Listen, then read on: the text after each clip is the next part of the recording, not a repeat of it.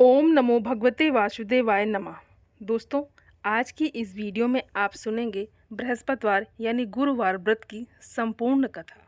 तो आइए श्री हरि विष्णु और माँ लक्ष्मी का ध्यान करके कथा को प्रारंभ करते हैं। प्राचीन समय की बात है। भारत में एक राजा राज्य करता था। वो बड़ा प्रतापी तथा दानी था। वो नित्य प्रति मंदिर में भगवत दर्शन करने जाता था। वो ब्राह्मण और गुरु की सेवा किया करता था। उसके द्वार से कोई भी याचक निराश होकर नहीं लौटता था। वो प्रत्येक गुरुवार को व्रत रखता एवं पूजन करता था। हर दिन गरीबों की सहायता करता था। परंतु ये सब बातें उसकी रानी को अच्छी नहीं लगती थी। वो ना व्रत करती और ना किसी को एक भी पैसा दान में देती थी। वो राजा से भी ऐसा करने को मना किया करती थी। एक समय की बात है कि राजा शिकार खेलने वन को चले गए। घर पर रानी और दासी थी। उस समय गुरु बृहस्पति साधु का रूप धारण कर राजा के दरवाजे पर भिक्षा मांगने आए। साधु ने रानी से भिक्षा मांगी तो वो कहने लगी, हे साधु महाराज, मैं इस दान और पुण्य से तंग आ गई हूँ। इस कार्य के लिए तो मेरे पतिदेव ही बहुत हैं। अब आप ऐसी कृपा करें कि सारा धन नष्ट हो जाए तथा मैं आराम से रह सकूं। साधु रूपी बृहस्पति देव ने कहा, हे देवी, तुम बड़ी विचित्र हो। संतान और धन से कोई दुखी नहीं होता है, इसको सभी चाहते हैं। पापी भी पुत्र और धन की इच्छा करता है। अगर तुम्हारे पास धन अधिक है तो भूखे मनुष्यों को भोजन कराओ, प्याऊ लगवाओ, ब्राह्मणों को दान दो, धर्मशालाएं बनवाओ, कुआं, तालाब, बावड़ी, बाग बगीचे आदि का निर्माण कराओ तथा निर्धनों की कुंवारी कन्याओं का विवाह करवाओ। साथ ही यज्ञ आदि करो। इस प्रकार के कर्मों से आपके कुल का और आपका नाम परलोक में भी सार्थक होगा एवं तुम्हें भी स्वर्ग की प्राप्ति होगी। परंतु रानी साधु की इन बातों से खुश नहीं हुई। उसने कहा, हे साधु महाराज, मुझे ऐसे धन की आवश्यकता नहीं जिसको मैं अन्य लोगों को दान देती फिरूं तथा जिसको रखने और संभालने में ही मेरा सारा समय नष्ट हो जाए। साधु ने कहा, हे देवी, यदि तुम्हारी ऐसी ही इच्छा है तो जैसा मैं तुम्हें बताता हूँ तुम वैसा ही करना। बृहस्पतिवार के दिन घर आंगन को गोबर से लीपना, अपने केशों को पीली मिट्टी से धोना, केशों को धोते समय स्नान करना, राजा से कहना वो हजामत करवाए, भोजन में मांस मदिरा खाना, कपड़े धोबी के यहाँ धुलने के लिए देना। इस प्रकार 7 बृहस्पतिवार करने से तुम्हारा सारा धन नष्ट हो जाएगा। ये कहकर साधु महाराज रूपी बृहस्पति देव अंतर्ध्यान हो गए। रानी ने साधु के कहने के अनुसार 7 बृहस्पतिवार तक वैसा ही करने का विचार किया। साधु के बताए अनुसार कार्य करते हुए केवल 3 बृहस्पतिवार ही बीते थे कि उसकी समस्त धन संपत्ति नष्ट हो गई। भोजन के लिए दोनों समय परिवार तरसने लगा तथा सांसारिक भोगों से दुखी रहने लगा। तब राजा रानी से कहने लगा कि हे रानी, तुम यहाँ पर रहो, मैं दूसरे देश को जाता हूँ, क्योंकि यहाँ पर मुझे सभी मनुष्य जानते हैं, इसलिए मैं यहाँ पर कोई काम नहीं कर सकता। मैं अब परदेश जा रहा हूँ, वहाँ कोई काम धंधा करूँगा, शायद हमारे भाग्य बदल जाएं। ऐसा कहकर राजा परदेश चला गया। वो वहाँ जंगल से लकड़ी काट कर लाता और शहर में बेचता। इस तरह जीवन अपना व्यतीत करने लगा और इधर राजा के बिना रानी दासियाँ दुखी रहने लगी। किसी दिन भोजन मिलता और किसी दिन जल पीकर ही रह जाती। एक समय रानी और दासियों को 7 दिन बिना भोजन के व्यतीत करने पड़े तो रानी ने अपनी दासी से कहा, हे दासी, यहाँ पास ही के नगर में मेरी बहन रहती है। वो बड़ी धनवान है, तो उसके पास जा और वहाँ से 5 सेर बेझर मांग कर ले आ, जिससे कुछ समय के लिए गुजारा हो जाएगा। दासी रानी की बहन के पास गई। रानी की बहन उस समय पूजा कर रही थी। बृहस्पतिवार का दिन था। दासी ने रानी की बहन से कहा, हे रानी, मुझे आपकी बहन ने भेजा है, मुझे 5 सेर बेझर दे दो। दासी ने ये बात अनेक बार कही, परंतु रानी की बहन ने कोई उत्तर नहीं दिया, क्योंकि वो उस समय बृहस्पतिवार की कथा सुन रही थी। जब दासी को रानी की बहन से कोई उत्तर नहीं मिला तो वो बहुत दुखी हुई। उसे क्रोध भी आया। वो लौटकर रानी से बोली, हे रानी, आपकी बहन बहुत ही घमंडी है, वो छोटे लोगों से बात भी नहीं करती। मैंने उससे कहा तो उसने कोई उत्तर नहीं दिया। मैं वापस चली आई। रानी बोली, हे दासी, इसमें उसका कोई दोष नहीं है। जब बुरे दिन आते हैं तब कोई सहारा नहीं देता है। अच्छे बुरे का पता तो विपत्ति में ही लगता है। जो ईश्वर की इच्छा होगी वही होगा। ये सब हमारे भाग्य का दोष है। उधर रानी की बहन ने सोचा कि मेरी बहन की दासी आई थी, परंतु मैं उससे नहीं बोली, इससे वो बहुत दुखी हुई होगी।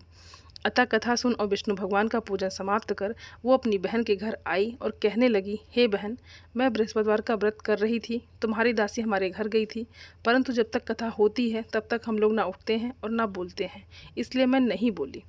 कहो दासी, दासी क्यों गई थी? रानी बोली, बहन, हमारे घर अनाज नहीं था। वैसे तुमसे कोई बात छिपी नहीं है, इस कारण मैंने दासी को तुम्हारे पास 5 सेर बेझर लेने के लिए भेजा था। रानी की बहन बोली, बहन देखो, बृहस्पति भगवान सबकी मनोकामना पूर्ण करते हैं। देखो, शायद तुम्हारे घर में ही अनाज रखा हो। ये सुनकर दासी घर के अंदर गई तो वहाँ उसे एक घड़ा बेझर का भरा मिल गया। उसे बड़ी हैरानी हुई क्योंकि उसने एक एक बर्तन देख लिया था। उसने बाहर आकर रानी को बताया। दासी अपनी रानी से कहने लगी, हे रानी देखो, वैसे हमको जब अन्न नहीं मिलता तो हम रोज ही व्रत करते हैं, और अगर इनसे इस व्रत की विधि और कथा पूछ ली जाए तो उसे भी हम कर लिया करेंगे। दासी के कहने पर रानी ने अपनी बहन से बृहस्पतिवार व्रत के बारे में पूछा। उसकी बहन ने बताया, हे रानी बहन, बृहस्पतिवार को सूर्योदय से पूर्व उठकर स्नान करके बृहस्पतिवार का व्रत करना चाहिए, लेकिन उस दिन सिर नहीं धोना चाहिए। बृहस्पतिवार के व्रत में चने की दाल और मुनक्कों से विष्णु भगवान का केले की वृक्ष की जड़ से पूजन करें तथा दीपक जलाएं। उस दिन एक ही समय भोजन करें। भोजन पीले खाद्य पदार्थ का करें और कथा सुने। इस प्रकार करने से गुरु भगवान प्रसन्न होते हैं, अन्न पुत्र धन देते हैं। इस तरह व्रत और पूजन की विधि बताकर रानी की बहन अपने घर लौट गई। रानी और दासी दोनों ने निश्चय किया कि वे बृहस्पतिदेव भगवान का पूजन जरूर करेंगी। 7 दिन बाद जब बृहस्पतिवार आया तो उन्होंने व्रत रखा। घुड़साल में जाकर चना और गुड़ बीन लाई तथा उसकी दाल से केले की जड़ में भगवान विष्णु का पूजन किया। अब भोजन कहाँ से आए? दोनों बड़ी दुखी हुई, परंतु उन्होंने व्रत किया था, इस कारण बृहस्पतिदेव भगवान प्रसन्न थे। वे एक साधारण व्यक्ति के रूप में 2 थालों में सुंदर पीला भोजन लेकर आए और दासी को देकर बोले, हे दासी, ये भोजन तुम्हारे और रानी के लिए है, तुम दोनों करना। दासी भोजन पाकर बड़ी प्रसन्न हुई और रानी से बोली, रानी जी भोजन कर लो। रानी को भोजन आने के बारे में कुछ पता नहीं था, इसलिए वो दासी से बोली, जा तू ही भोजन कर, क्योंकि तू हमारी व्यर्थ में हंसी उड़ाती है। दासी बोली, एक व्यक्ति अभी भोजन दे गया है। रानी कहने लगी, वो भोजन तेरे लिए ही दे गया है, तू ही भोजन कर। दासी ने कहा, वो व्यक्ति हम दोनों के लिए 2 थालों में भोजन दे गया है, इसलिए मैं और आप दोनों साथ साथ भोजन करेंगे। फिर दोनों ने गुरु भगवान को नमस्कार कर भोजन प्रारंभ किया। उसके बाद से वे प्रत्येक बृहस्पतिवार को गुरु भगवान का व्रत और पूजन करने लगी। बृहस्पति भगवान की कृपा से उनके पास धन हो गया, परंतु रानी फिर पहले की तरह आलस्य करने लगी। तब दासी बोली, देखो रानी, तुम पहले भी इस प्रकार आलस्य करती थी, तुम्हें धन के रखने में कष्ट होता था, इस कारण सभी धन नष्ट हो गया। अब गुरु भगवान की कृपा से धन मिला है तो फिर आलस्य होता है। बड़ी मुसीबतों के बाद हमने ये धन पाया है, इसलिए हमें दान पुण्य करना चाहिए।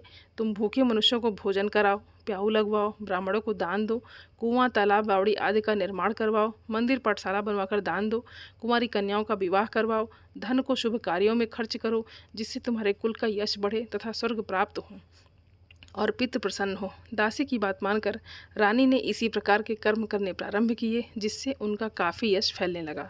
एक दिन रानी और दासी आपस में विचार करने लगी कि ना जाने राजा किस दशा में होंगे, उनकी कोई खोज खबर नहीं है। गुरु भगवान से उन्होंने प्रार्थना की और भगवान ने रात्रि में राजा को स्वप्न में कहा, हे राजा उठ, तेरी रानी तुझको याद करती है, अब अपने देश को लौट जा। राजा प्रातःकाल उठकर जंगल से लकड़ियाँ काट कर लाने के लिए जंगल की ओर चल पड़ा। जंगल से गुजरते हुए वो सोचने लगा कि रानी की गलती से कितने दुख भोगने पड़े। राजपाट छोड़कर उसे जंगल में आकर रहना पड़ा। जंगल से लकड़ियां काटकर उन्हें बेचकर गुजारा करना पड़ा। उसी समय उस जंगल में बृहस्पति देव एक साधु का रूप धारण कर आए और राजा के पास आकर बोले, हे लकड़हारे, तुम इस सुनसान जंगल में किस चिंता में बैठे हो, मुझे बतलाओ। ये सुन राजा के नेत्रों में जल भर आया और साधु की वंदना कर बोले, हे प्रभु, आप सब कुछ जानने वाले हैं। इतना कहकर राजा ने साधु को अपनी संपूर्ण कहानी सुना दी। महात्मा तो स्वभाव से ही दयालु होते हैं। वे राजा को बोले, हे राजा, तुम्हारी पत्नी ने बृहस्पति देव के प्रति अपराध किया था, जिसके कारण तुम्हारी ये दशा हुई है। अब तुम किसी प्रकार की चिंता मत करो, भगवान तुम्हें पहले से अधिक धन देंगे। देखो, तुम्हारी पत्नी ने बृहस्पतिवार का व्रत करना प्रारंभ कर दिया है। अब तुम भी बृहस्पतिवार का व्रत करके चने की दाल व गुड़ और जल को लोटे में डालकर केले के पत्ते से भगवान विष्णु का पूजन करो, फिर कथा कहो या सुनो। भगवान तुम्हारी सब कामनाओं को पूर्ण करेंगे। साधु को प्रसन्न देखकर राजा बोला, हे प्रभु, मुझे लकड़ी बेचकर इतना पैसा भी नहीं बचता जिससे भोजन करने के उपरांत कुछ बचा सकूं। मैंने रात्रि में अपनी रानी को व्याकुल देखा है। मेरे पास कोई साधन नहीं जिससे समाचार जान सकूं। फिर मैं बृहस्पतिवार की कौन सी कहानी कहूं या सुनूं, मुझको तो कुछ भी मालूम नहीं है। साधु ने कहा, हे राजा, तुम किसी बात की चिंता मत करो। बृहस्पतिवार के दिन तुम रोजाना की तरह लकड़ियाँ लेकर शहर में जाओ। तुम्हें रोज से 2 गुना धन प्राप्त होगा, जिससे तुम भली भांति भोजन कर लोगे तथा बृहस्पति देव की पूजा का सामान भी आ जाएगा। बृहस्पति देव की कथा इस प्रकार है। प्राचीन काल में एक बहुत ही निर्धन ब्राह्मण था। उसके कोई संतान नहीं थी। वो नित्य पूजा पाठ करता, परंतु उसकी स्त्री बहुत मलिनता के साथ रहती थी। वो ना स्नान करती और ना किसी देवता का पूजन करती। प्रातःकाल उठते ही सर्वप्रथम भोजन करती, बाद में कोई अन्य कार्य करती। ब्राह्मण देवता बहुत दुखी रहते थे। पत्नी को बहुत समझाते, किंतु उसका कोई परिणाम ना निकलता। भगवान की अनुकंपा से एक समय उस ब्राह्मण की पत्नी गर्भवती हुई और 10वें महीने एक सुंदर कन्या को जन्म दिया। निर्धन ब्राह्मण कन्या के जन्म से बहुत दुखी हुआ। धीरे धीरे ब्राह्मण की कन्या बड़ी होने लगी। बचपन से ही उस कन्या की रुचि भगवान विष्णु की पूजा में थी। वो प्रातः उठते ही स्नानादि करके भगवान विष्णु की पूजा करने मंदिर में जाती थी। बृहस्पतिवार को व्रत करके विधिवत पूजा पाठ करती थी। पूजा पाठ के बाद वो पढ़ने के लिए पाठशाला में भी जाती थी। घर से चलते हुए वो मुट्ठी भर जौ साथ लेकर जाती और पाठशाला के रास्ते में थोड़े थोड़े जौ गिराती जाती थी। जब वो पाठशाला से घर लौटती तो जौ के वे दाने सोने में बदले हुए मिलते थे। लड़की सभी सोने के दाने बीन लाती थी। एक दिन जब वो सोने के दानों को साफ कर रही थी तो उसकी माँ ने कहा, बेटी, सोने के दाने साफ करने के लिए सोने का सूप भी होना चाहिए। अगले दिन बृहस्पतिवार था। उसने भगवान बृहस्पति देव की पूजा करते हुए प्रार्थना की, हे भगवान, यदि मैंने आपका व्रत विधिवत किया हो तो मुझे सोने का सूप दे दो। भगवान बृहस्पति देव ने उसकी मनोकामना पूरी करने का वचन दिया। पाठशाला से लौटते समय उसे रास्ते में सोने का सूप पड़ा हुआ मिला। घर लौटकर सोने का सूप अपनी माँ को दिखाकर वो सोने के दाने साफ करने लगी। उसी समय नगर का राजकुमार उसके घर के पास से गुजरा। उस सुंदर लड़की को सोने के सूप में जौ साफ करते देख राजकुमार उस पर मोहित हो गया। महल में लौटकर राजकुमार ने राजा से उस लड़की से विवाह करने की इच्छा प्रकट की तो राजा ने ब्राह्मण को महल में बुलाकर राजकुमार से उसकी लड़की के विवाह की बात कही। ब्राह्मण तैयार हो गया। धूमधाम से उस लड़की का विवाह राजकुमार से हो गया। दुल्हन बनकर ब्राह्मण की लड़की महल में चली गई। लड़की के चले जाने से ब्राह्मण फिर निर्धन हो गया। उसे कई कई दिन भोजन भी नहीं मिलता था। बहुत दुखी होकर ब्राह्मण एक दिन अपनी लड़की के पास गया। अपने पिता से निर्धनता का समाचार सुनकर उन्हें बहुत सा धन देकर पिता को विदा किया। उस धन से ब्राह्मण के कुछ दिन तो आराम से गुजर गए, लेकिन जल्दी ही फिर भूखों मरने की हालत हो गई। ब्राह्मण अपनी लड़की से धन लेने के लिए फिर महल में पहुंचा। लड़की ने पिता की बुरी हालत देखकर कहा, पिताजी, आखिर आप कब तक मुझसे धन लेकर जीवन यापन करेंगे? आप कोई ऐसा उपाय क्यों नहीं करते जिससे आपका घर धन संपत्ति से भर जाए? ब्राह्मण ने कहा, मैंने तेरी माँ को बहुत समझा लिया, पर उसकी समझ में कुछ नहीं आता। उसका फूहड़पन नष्ट हो तो घर की निर्धनता भी दूर हो जाए। तब कुछ सोचकर लड़की ने पिता से कहा, पिताजी, आप कुछ दिनों के लिए माँ को मेरे पास छोड़ जाओ। तब कुछ सोचकर ब्राह्मण पत्नी को लड़की के पास महल में छोड़ आया। लड़की ने अपनी माँ से कहा, माँ, तुम कल प्रातः उठकर स्नानादि करके भगवान बृहस्पति देव की पूजा अवश्य करना। पूजा करने से तुम्हारी निर्धनता अवश्य दूर हो जाएगी। लेकिन उसकी माँ ने उसकी कोई बात नहीं मानी। तब क्रोधित होकर लड़की ने अपनी माँ को एक कक्ष में बंद कर दिया। सूर्योदय के समय माँ को उठाकर जबरदस्ती उसे स्नान कराया और फिर मंदिर में ले जाकर भगवान बृहस्पति देव की पूजा कराई। कुछ दिनों तक ऐसा करने से माँ की बुद्धि में परिवर्तन हुआ और वो स्वयं बृहस्पतिवार का व्रत रखने लगी। उसके व्रत रखने से ब्राह्मण के घर में भगवान विष्णु की अनुकंपा से धन की वर्षा होने लगी। दोनों पति पत्नी धन संपत्ति पाकर आनंदपूर्वक जीवन यापन करते हुए विष्णु धाम को चले गए। लकड़हारा बने राजा ने उन साधु से भगवान बृहस्पति देव की ये कथा सुनकर बृहस्पतिवार का व्रत करके भगवान विष्णु की पूजा की। उस दिन से उसके सभी क्लेश दूर हो गए। लेकिन अगले बृहस्पतिवार को काम काज में अधिक व्यस्त रहने के कारण उसने भगवान बृहस्पति देव जी का व्रत नहीं किया। भगवान बृहस्पति देव लकड़हारे से क्रोधित हो गए और उसे भूल की सजा दी। उस दिन नगर के राजा ने नगर में घोषणा करके सबको सूचित किया कि प्रत्येक नागरिक मेरे महल में भोजन करने आए और जो नहीं आएगा उसे अपराधी मानकर भारी दंड दिया जाएगा। लकड़हारा बने राजा ने उस नगर के राजा की घोषणा तो सुनी, लेकिन जंगल से लकड़ी काट कर लाने और उन्हें बेचने में देर हो जाने के कारण वो समय पर महल में भोजन करने नहीं जा सका। अतः राजा के सैनिक लकड़हारे को महल में पकड़कर ले गए। राजा ने उसे महल के एक कक्ष में बैठाकर भोजन कराया। उस कक्ष में एक खूंटी पर रानी का सोने का हार लटका हुआ था। लकड़हारा अकेला उस कक्ष में भोजन कर रहा था। तभी उसने एक आश्चर्यजनक घटना घटती देखी। देखते ही देखते वो खूंटी हार को निगल गई। थोड़ी देर के बाद राजा ने हार को गायब देखा तो लकड़हारे को कारावास में डलवा दिया। लकड़हारा मन ही मन अपने भाग्य को कोसने लगा। तभी उसे जंगल में मिले साधु का स्मरण हो आया। थोड़ी देर में भगवान बृहस्पति देव सन्यासी के रूप में उसके सामने प्रकट हुए और कहा, हे लकड़हारे, तूने भगवान बृहस्पति देव की पूजा नहीं की, इसी कारण तुम्हें कष्ट हुआ है। लेकिन अब चिंता मत करो। बृहस्पतिवार के दिन कारागार के दरवाजे पर तुम्हें कुछ पैसे पड़े हुए मिलेंगे। उन पैसों से भगवान बृहस्पति देव का व्रत करके उनकी पूजा करोगे तो तुम्हारे सब दुख नष्ट हो जाएंगे। बृहस्पतिवार के दिन दरवाजे पर पड़े मिले पैसों से चने और गुड़ मंगाकर लकड़हारे ने बृहस्पतिवार की कथा कही तो भगवान बृहस्पतिदेव ने प्रसन्न होकर उस नगर के राजा को स्वप्न में लकड़हारे को कारागार से मुक्त करने को कहा। सुबह राजा ने अपने कक्ष में आकर देखा तो खूंटी पर रानी का हार टंगा हुआ था। राजा ने लकड़हारे को मुक्त कर दिया और उसे धन और आभूषण देकर विदा किया। लकड़हारा बना राजा उस नगर से चलकर अपने नगर में पहुंचा तो उस नगर में कुएं, धर्मशाला, बाग बगीचे देखकर बहुत प्रसन्न हुआ। राजा ने किसी से पूछा, ये कुएं, धर्मशालाएं किसने बनवाई है? सबने उसे बताया कि ये सब रानी और उसकी दासी ने बनवाए हैं। राजा महल में पहुंचा तो रानी ने उसका भव्य स्वागत किया। तब राजा ने निश्चय किया कि सप्ताह में एक बार तो सभी बृहस्पतिदेव का व्रत तथा पूजन करते हैं, परंतु मैं प्रतिदिन व्रत किया करूँगा तथा दिन में 3 बार कथा कहा करूँगा। अब राजा हर समय दुसाले में चने की दाल बांधे रहता तथा दिन में 3 बार बृहस्पतिदेव की कथा कहता। कुछ दिनों के बाद राजा को अपनी बहन की याद आई। एक दिन घोड़े पर सवार होकर राजा अपनी बहन से मिलने चल दिया। अभी राजा नगर के बाहर पहुंचा ही था कि उसने कुछ लोगों को एक शव को ले जाते हुए देखा। राजा को स्मरण हो आया कि आज उसने किसी को बृहस्पतिवार की व्रत कथा नहीं सुनाई है। राजा ने उन लोगों को रोक कर कहा, भाइयों, आप शव को ले जाने से पहले मुझसे बृहस्पतिवार की कथा सुन लें। लोगों ने राजा पर क्रोधित होते हुए कहा, तुम पागल तो नहीं हो? लेकिन कुछ बड़े बूढ़े लोगों ने कहा, अच्छा भाई, साथ में चलते चलते तुम अपनी कथा भी सुना लो। राजा के चलते हुए आधी कथा सुनाई थी कि शव हिलने लगा। राजा की पूरी कथा सुनाते ही शव उठकर बैठ गया। लोगों ने हैरानी से दांतों तले उंगली दबाई और अगले बृहस्पतिवार से भगवान बृहस्पतिदेव का व्रत करने व कथा सुनने का निश्चय कर लिया। अब घोड़े पर सवार राजा चलते हुए एक किसान के पास पहुंचा। किसान अपने खेत में हल चला रहा था। राजा ने कहा, अरे भाई, मुझसे बृहस्पतिवार की कथा सुना लो। किसान झुंझलाकर बोला, अरे भाई, देख नहीं रहे, जितनी देर तक तुम्हारी कथा सुनूंगा उतनी देर में तो पूरे खेत में हल चला लूँगा। राजा निराश होकर चलने लगा। तभी किसान के बैल लड़खड़ाकर जमीन पर जा गिरे। किसान के पेट में भी जोरों का दर्द होने लगा। उस किसान की पत्नी जब खाना लेकर आई तो उसने किसान से इस बारे में पूछा। किसान ने घुड़सवार की पूरी कहानी सुनाई। किसान की पत्नी दौड़ती हुई राजा के पास पहुंचकर हाथ जोड़कर बोली, भैया, मैं तुम्हारी कथा सुनने को तैयार हूँ। राजा ने उसके साथ खेत पर पहुंचकर बृहस्पतिवार की कथा सुनाई। तभी बैल उठकर खड़े हो गए। किसान के पेट का दर्द भी तुरंत ठीक हो गया। राजा अपनी बहन के घर पहुंचा तो उसकी बहुत आवभगत हुई। अगले दिन सुबह उठकर राजा ने देखा घर के सभी लोग भोजन कर रहे हैं। किसी भूखे को बृहस्पतिवार की कथा सुनाए बिना राजा भोजन नहीं करता था। उसने बहन से कहा, बहन, क्या घर में कोई ऐसा व्यक्ति है जिसने अभी तक भोजन ना किया हो?